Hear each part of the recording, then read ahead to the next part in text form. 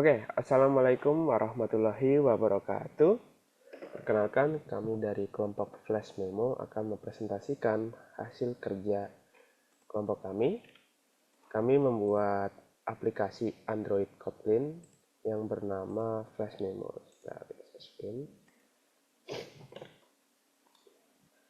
Oke, jadi ini adalah logo dan nama dari aplikasi kami, ya Flash Memo. Jadi kita jelaskan dulu ini aplikasinya tentang apa. Aplikasi ini itu tentang catatan cepat.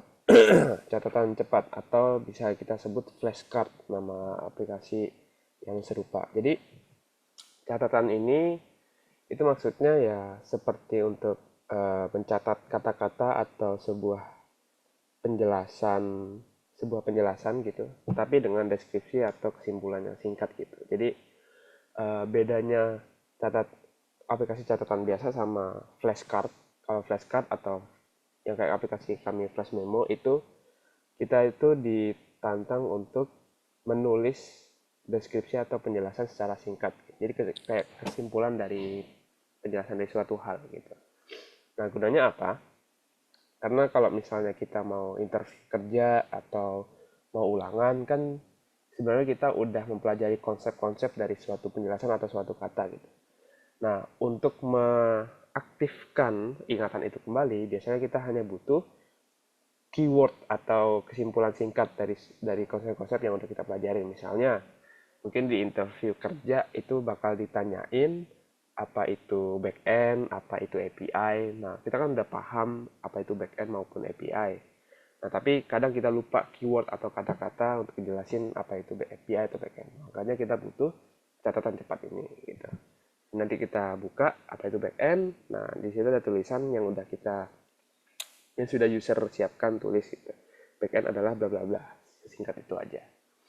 Nah, jadi tapi apa sih yang bikin aplikasi kita ini unik dibanding yang lain? Maksudnya ada pembaharuan apa dari aplikasi kita? Nah, aplikasi kita ini kita buat seperti folder ya. Jadi em, di halaman misalnya dimunculkan gitu kategori atau flashcardnya. Nah, di kategori ini itu bisa masuk ke dalam kategori itu, dan di dalam kategori itu bisa ada subkategori. Jadi kayak folder. Jadi kalau folder kan kita bisa seperti ini ya contohnya. Nah, misalnya ada folder apps, kalau kita masuk ke apps ada folder lain. Kalau misalnya masuk ke sini ada folder lain dan ada file-file lain. Jadi folder itu kayak kategori dan file itu kayak flashcardnya atau catatannya gitu. Jadi gunanya untuk mempercepat pencarian suatu flashcard dari user. Jadi kayak user misalnya mau melihat penjelasan tentang SQL. Nah, SQL kan harusnya berada di dalam kategori atau set database ya. Nah, database itu kan berada di dalam kategori atau set IT. Jadi user tinggal mencet IT, mencet database, terus dia langsung nemu flashcardnya si SQL gitu. Jadi itu bikin lebih manageable dan scalable dan juga lebih efisien untuk nyari sesuatu konsep atau penjelasan atau flashcard. Nah, cara cara biar kita tahu bahwa kategori adalah milik suatu kategori ini, ya. Cara kita tahu bahwa sebuah subkategori adalah milik kategori parent yang mana, tentu kita harus memakai database. Nah, skema database yang kita pakai itu udah kita efisienin, udah kita normalisasi hingga menjadi dua seperti ini. Jadi bisa dilihat skema tabelnya atau database-nya itu ada kategori, ada flashcard. Nah, kategori ini akan berisi parent, subkategori dan subkategorinya. Jadi misalnya kategori IT itu ID-nya itu satu. Nah, karena ini kategori paling atas atau di halaman utama, kan dia nggak punya orang tua, berarti dia bukan subkategori. Maka parent ID-nya itu 0 gitu, atau nullable. Nah, kalau database itu kan anak dari kategori IT ya. Jadi kategori database itu kan anak dari kategori IT. Maka misalnya ID kategori database itu 2 misalnya. Nah, tapi parent ID-nya ya satu karena parent ID-nya karena si orang tuanya adalah si IT yang ID IT-nya itu satu. Jadi cara ngeling subkategori ke parent kategori dengan cara itu. Jadi kita harus tahu, oh ini adalah kategori. Apakah dia subkategori, kita bisa tahu dengan melihat parent ID-nya, null atau ada angkanya. Kalau ada angkanya berarti dia subkategori atau anak. Kalau nggak ada angkanya berarti dia orang tua paling atas. Nah, terus cara tahu dia anak dari siapa, kita lihat parent ID-nya juga. Jadi dia itu anak dari siapa? Misalnya kategori IT, ID-nya 1, kalau parent ID-nya 1, ya berarti dia anaknya IT gitu. Kalau ID-nya itu 2, misalnya si database ya. Database ID-nya 2, dia parent ID-nya 2, berarti dia itu anaknya database. Misalnya anak dari kategori database itu kategori PostgreSQL gitu, yang membahas semua tentang Postgres gitu, misalnya. Nah, flashcard juga sama, kita bisa lihat dari parent ID-nya. Parent ID-nya ini nullable, bisa aja kayak dia itu flashcard yang nggak punya orang tua sama sekali gitu. Maksudnya flashcard yang ada di halaman utama gitu. Jadi misalnya user butuh cepat nih, butuh catatan cepat, atau bahkan flashcardnya nggak perlu dikategoriin, nah itu nullable, berarti dia nggak punya orang tua. Tapi kalau dia punya atau dia berada dalam sebuah kategori, berarti kan dia punya orang tua, dia sebagai childnya. Nah itu kita bisa lihat dari parent ID. Nah lalu ya ini flashcardnya tentu biasa ya, ada name atau title-nya dari flashcard itu tentang apa. Conclusion maksudnya itu deskripsi singkat atau rangkuman dari konsep atau topik yang dibahas di flashcard itu tentang apa. Nah yang spesial tuh ini link. Jadi kita paham terkadang orang flashcard tuh nggak cuma butuh catatan singkat, tapi penjelasan lebih dalam. Makanya kita taruh link agar si link ini akan menuju ke sebuah website yang menjelaskan lebih rinci lagi. Jadi kita udah ada catatan singkatnya. Tapi kalau mereka ini opsional ya. Kalau mereka itu mau penjelasan lebih dalam, mereka bisa pergi ke website untuk menjelaskan topik itu lebih dalam. Nah, image path ini juga opsional, jadi biar lebih menarik dan lebih gampang user untuk mencari flashcard, mereka bisa menambahkan sebuah image gitu. Nah, ini frekuensi, ini itu fitur yang kami tambahkan juga, yang unik. Kenapa? Karena kita mikir kayak orang semakin sering mengunjungi sesuatu kategori atau flashcard, berarti kan di masa depan ada kemungkinan dia bakal mengunjungi lagi gitu. Maksudnya ya semakin sering ya berarti masa depan mungkin lebih sering. Jadi agar lebih mudah untuk user itu mencari suatu kategori yang ingin yang sering dia kunjungi, kita nanti ada fitur filter untuk mengsortir berdasarkan frekuensi. Jadi ya user karena sering mengunjungi kategori IT misalnya, kategori IT sering dikunjungi, maka nanti ada filter sort by frekuensi ascending. Jadi descending karena kan paling banyak ke atas. Nah jadi si kategori IT ya bakal muncul ke atas. Nah ini yang kategori juga sama, ada name, image, dan frekuensi juga. Oke, itu untuk penjelasan singkat di bagian skema dan juga esensi aplikasi. Sekarang kita bisa masuk ke dalam codingan dan terjun langsung ke aplikasi yang sudah kita buat. Nah, silakan Halim di share screen untuk aplikasi dan codingannya.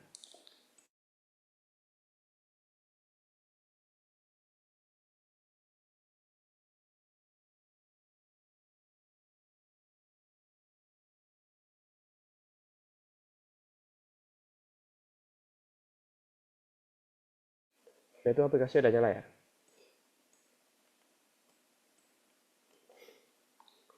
Oke. Oke, pertama di main activity dulu kan.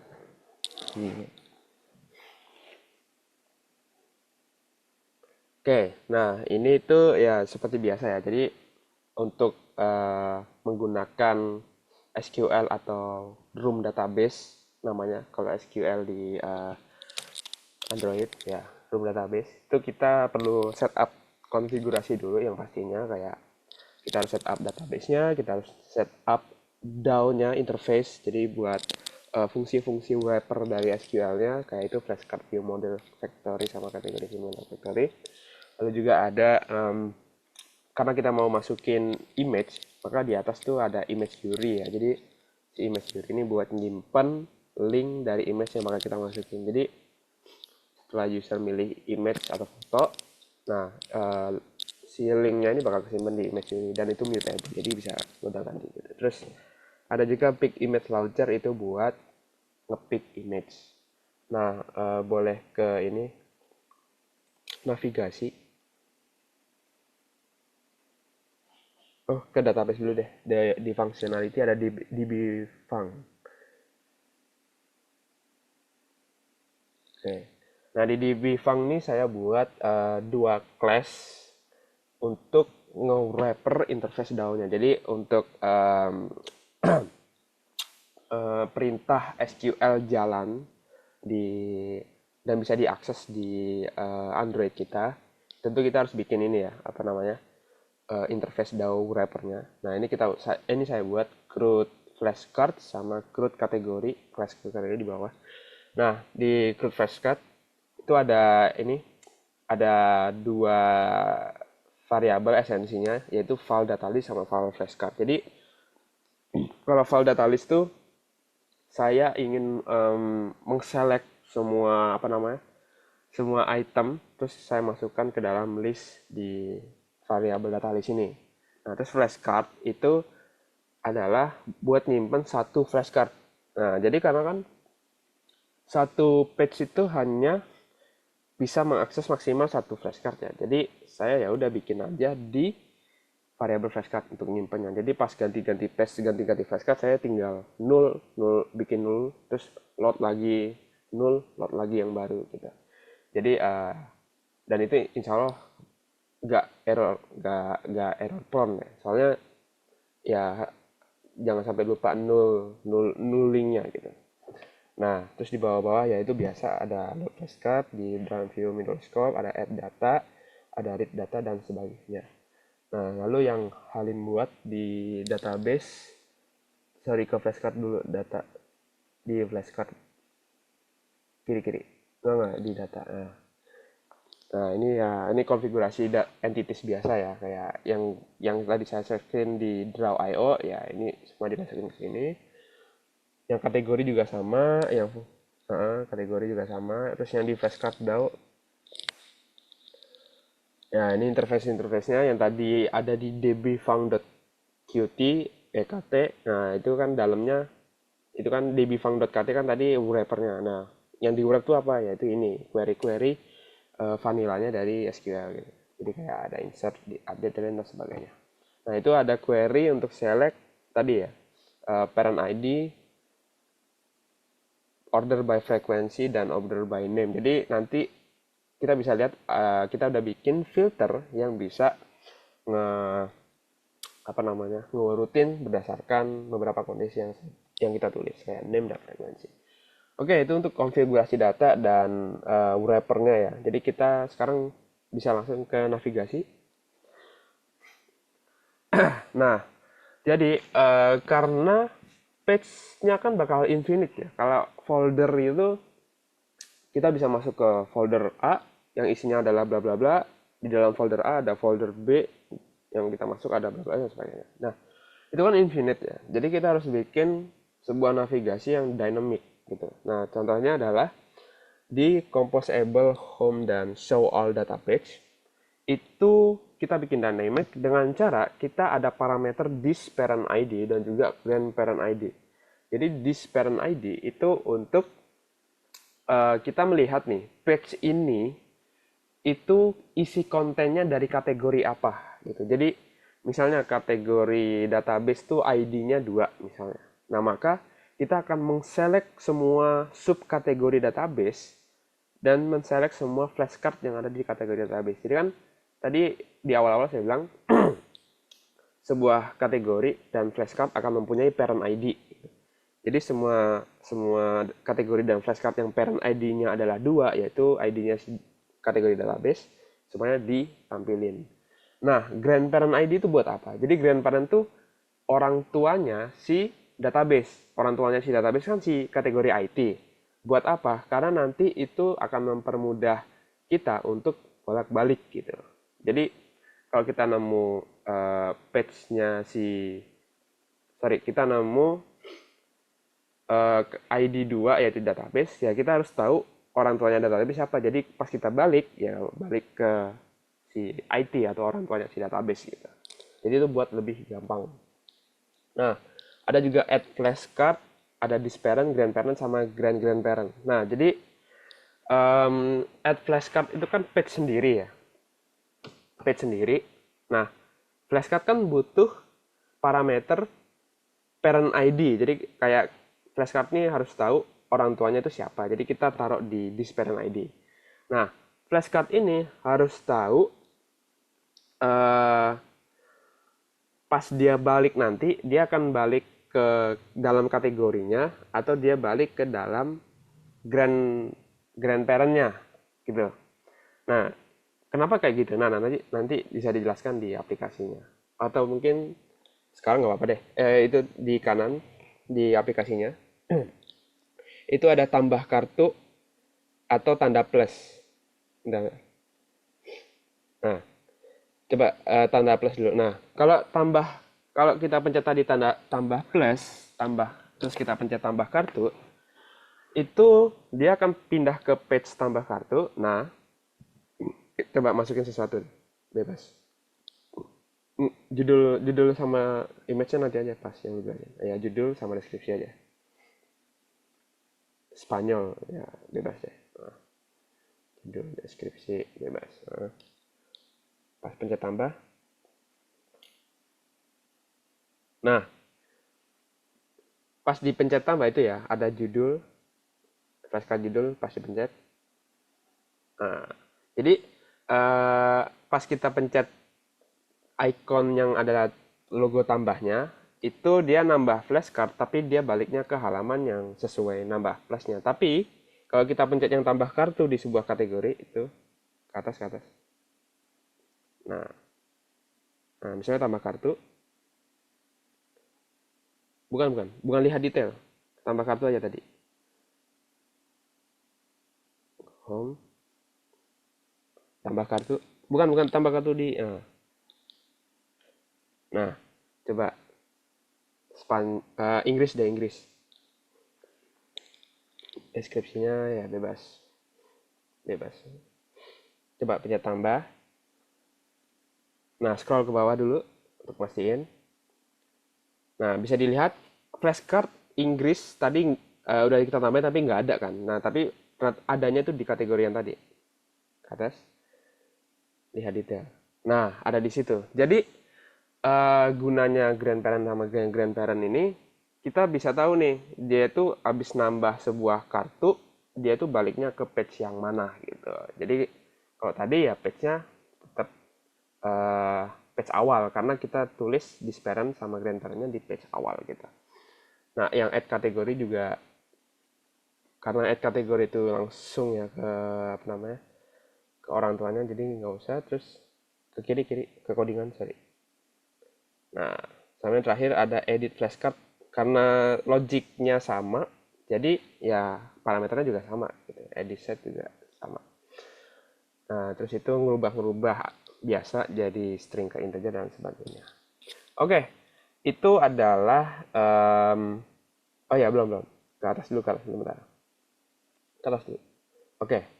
Nah, di function nav center itu kita isi konteks, flashcard view model, kategori view model, sama image URI yang nantinya akan di-pass ke dalam tiap fungsi page-nya. Karena ya nanti kan tiap page itu bakal mengoperasikan SQL, pakai interface DAO wrapper yang ada di dbfunc.kt tadi. Jadi ya kita harus pass ke dalam fungsi page.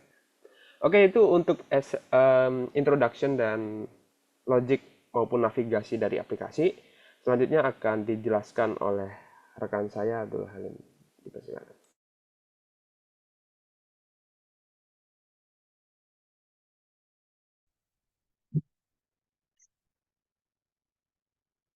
Ya, berikutnya saya akan menjelaskan untuk image. Pertama di sini kita lihat dulu mana image. Nah, ini image-nya. Di sini ada image box itu untuk tampilan yang seperti yang ini, box ini. Ini kita gunain pertama manggil konteks. Lokal konteks ini itu kayak ngambil semacam konteks composable-nya, itu composable di mana dan semacamnya. Terus launcher ini eh, dia gunanya itu untuk ngeluncurin eksternal, aktivitas eksternal kayak semacam ngeluncurin pemilihan file atau eh, kamera dan semacamnya. Terus di sini dia nerima dua parameter. Yang pertama itu ada kontrak. Kontrak ini adalah aplikasi atau semacam aktivitas apa yang bakal diluncurin. Nah, di sini saya ngambilnya get content itu untuk ngambil file apapun itu. Habis itu on result ini ada callback on resultnya ini. Dia nerima URI-nya, path dari si image yang kita pilih. Di sini kalau misal kita dapat image-nya, dia bakal eh, masuk ke function save to internal storage. Jadi sebelum itu eh, dia nerima konteksnya yang tadi sama URI yang diterima. Semisal lokal path itu dia nggak ada, jadi dia nggak jadi nol, maka dia bakal masuk ke toast. Kalau misalnya nggak jadi, dia bakal fail. Toast ini itu untuk em, semacam nampil notifikasi yang bakal hilang dengan sendirinya. Kayak hmm, ya, pokoknya dia bakal nampilin fail to save image yang bakal hilang sendiri dengan length short ini. Length short ini bakal hilang sekitar ya beberapa detik doang. Nah, kita masuk ke save image to internal storage-nya. Di sini function save image to internal storage ini buat nge-save image dari yang kita pilih tadi ke folder internal storage-nya si aplikasi. Kenapa? Biar kalau misal si user ini nge-delete image-nya dia di uh, device-nya dia, nggak bakal error di dalam aplikasinya karena aplikasinya punya simpanan cadangan gitu di internal storage sendiri. Nah, di sini dia cara nyimpen itu pertama dia ngambil input stream-nya. Ini dia ngebuka image di device-nya di URI yang dikasih sama pengambilan tadi, dibuka. Habis itu dia buat file name baru sesuai eh, waktu dari penyimpanan penyimpanan yang sekarang. Dia save di internal storage-nya pakai context.filedir. Habis itu dia copy dari input stream ini data-data dari image-nya, dia copy ke output stream-nya. Di mana output stream-nya itu adalah isi dari file yang baru ini. Habis itu kita close dulunya. Habis itu dia bakal nge-return absolute path dari file yang di dalam internal storage-nya yang terbaru. Semisal dia nggak bisa ini, berarti ada error, kita bakal print stack trace. Habis itu untuk nampilinnya, misal di card layout, ya nampilinnya ada di, nah ini, ya kita pakai remember async painter itu untuk nampilin image-nya. Kenapa async? Biar nggak ngelambatin kalau semisal image-nya tuh lebih besar gitu. Jadi aplikasinya masih bisa jalan dengan image-nya bakal jalan sebagai async. Ini kita modelnya pakai image. Ini image ini adalah path dari internal image yang ada di path di internalnya. Habis itu kita pakai crop biar eh, nggak ngelebar terlalu besar. Jadi sesuai sama destinasinya. Udah untuk image-nya itu, berikutnya saya bakal jelasin fungsional untuk search sama sort.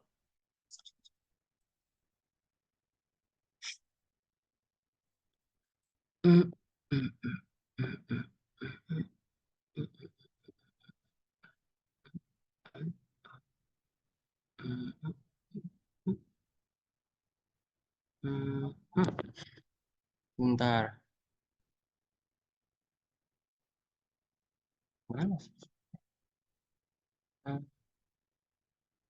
bukan. Sini deh. Oke.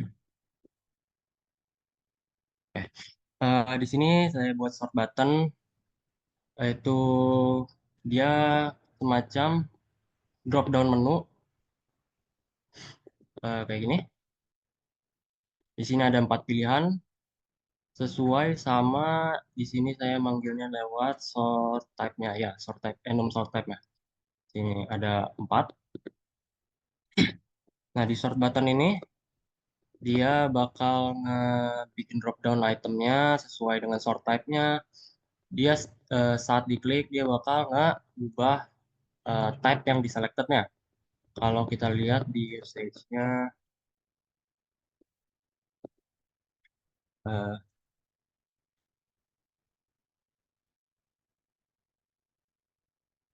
nah di sini dia bakal ngubah selected sort type-nya yang udah di sini, yang di remember, yang awalnya itu adalah name ascending, emang defaultnya, dia bakal ngubah sesuai apa yang kita klik di dalam sort button ini, yaitu it-nya. Jadi sort ubah type-nya jadi yang ada kita pilih. Dengan kita ngubahnya, kita di sini ada launch effect. Launch effect ini adalah kayak function yang bakal nge-reload eh, blocks, block code di dalam ini seketika key di yang key dipakai sama launch effect ini berubah. Jadi setiap selected sort type ini bakal berubah value-nya, dia bakal rerun bagian block code ini. Nah, di sini dia bakal nge-rerun load data by sort dengan selected sort type-nya. Karena dia nge-rerun flashcard view modelnya, berarti flashcard data list sama kategori data list itu bakal berubah urutannya. Dengan berubah urutannya berarti ininya juga bakal berubah ya gitu. Jadi G dulu baru B, dan kalau misalnya sending di bakal B dulu baru G. Berikutnya ada search, try itu search, search. Oh, nah ini search. Search mirip-mirip kayak sort, dia ngubah search query-nya jadi yang di input. Di sini di search bar-nya ini ada, kita cuman pakai outline text field, dia value-nya search query. Kalau misalnya ada berubah, dia bakal aktifin on bit-nya. Sesuai yang tadi di on input itu dia bakal naruh search query sama it-nya. Ini value dari si search query itu. Nah, setiap dia berubah search query-nya, ini dia bakal nge-trigger ini. Jadi setiap search query-nya berubah, dia bakal ngecek contents dari search query ini di dalam tiap kategori data list sama flashcard data list untuk nge-filternya. Jadi cuman yang di-filter ini yang contents doang. Habis itu di tampilannya. Hmm, hmm, hmm, Nah, di ini di grid layout itu dia nerimanya itu adalah filter kategoris. Jadi untuk tampilannya dia bakal ngelisnya tuh yang di filter aja, nggak semua. Kalau misalnya kita nulis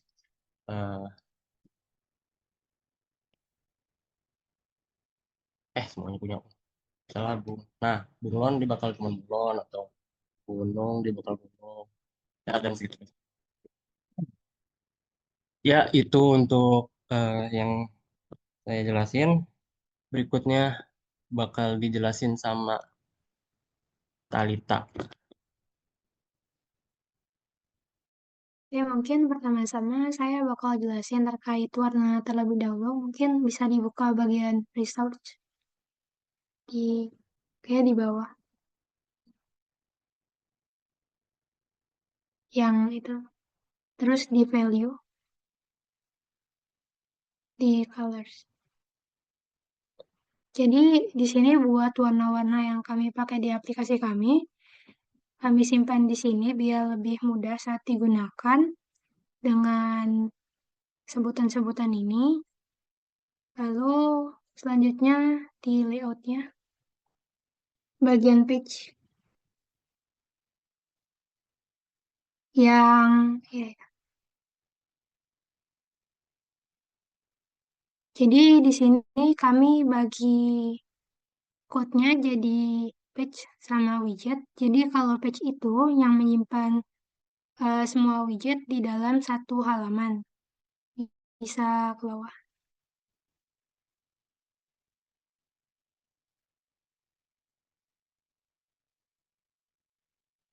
Jadi yang pertama ada scaffold, terus di dalam scaffold-nya itu ada box,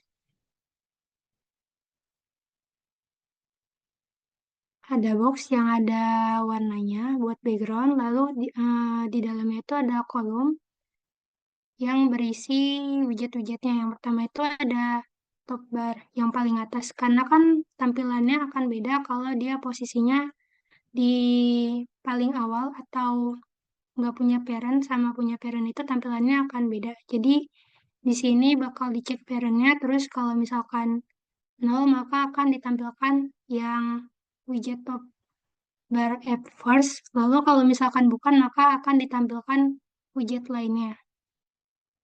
Lalu habis itu di bawahnya ada search bar, lalu selanjutnya ada sort button, lalu selanjutnya ke bawah. Jadi di sini stop.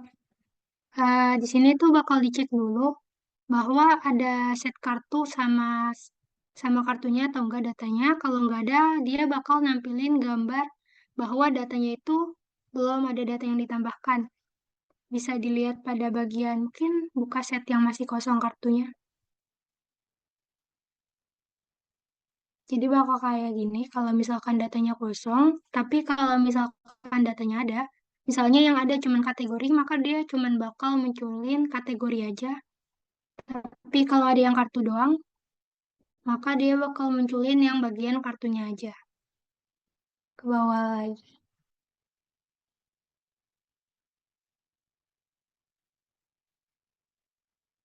Terus di sini ada button, karena ini bentuknya box, jadi buat kayak nge-stack gitu, tumpukan di yang paling atas itu sebagai background, lalu ada kolom yang berisi kartu sama card, dan search dan lain-lain. Terus di paling atasnya ada tombol add yang warna hijau itu, yang tombol tambah.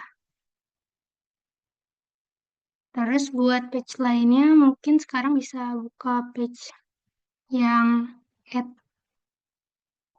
card.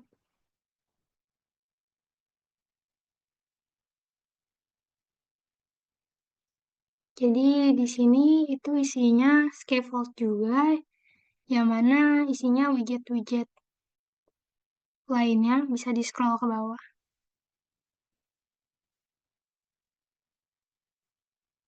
Terus bagian pengisian datanya itu ada di bagian text field card.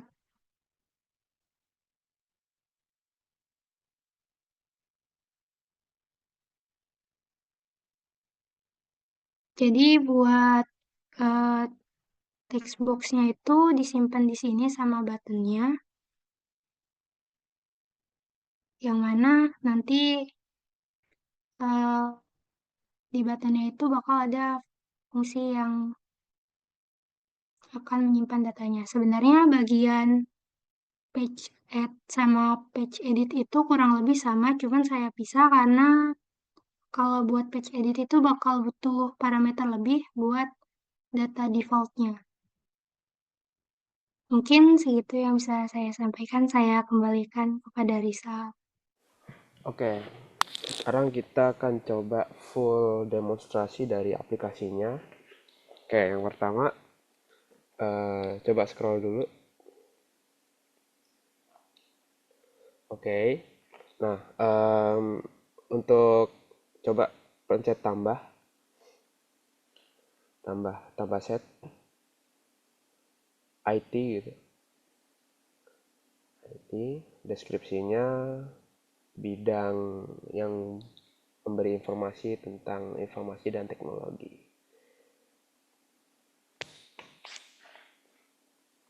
Oke, coba tambah. Oh, pilih warna set ya. Pilih warna set. Biru aja. Ya. Oke, tambah. Nah, sekarang edit pencet titik 3. edit, tambahkan image.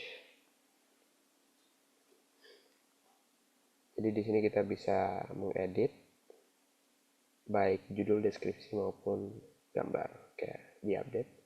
Coba IT and nggak apa deh ya. Nah itu ya udah teredit. Nah sekarang tambah kartu dari tambah kartu. Nah, betul.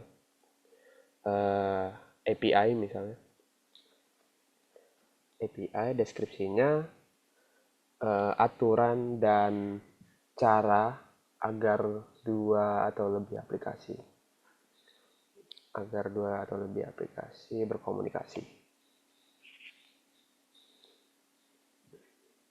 Nah, linknya http://example.com. Oke, tambah. Nah, lalu masuk ke lihat detailnya IT. Nah, pencet API-nya. Set. Nah, coba pencet linknya. Nah, ini akan masuk ke dalam browser yang contohnya akan menjelaskan lebih dalam tentang apa itu API. Gitu. Oke, balik ke aplikasinya.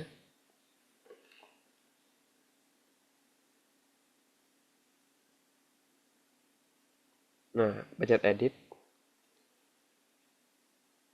Edit gambar, taruh gambar. Bebas. Oke. Update. Nah, itu bisa di delete juga. Delete. Nah, terus balik. Terus coba search IT gitu. IT. Nah, terus habis itu filter ascending. Coba di awal. Nah, filter, coba semua filter. Oke. Nah, itu akan mengurutkan sesuai nama dan frekuensi. Oke, coba delete set yang gunung.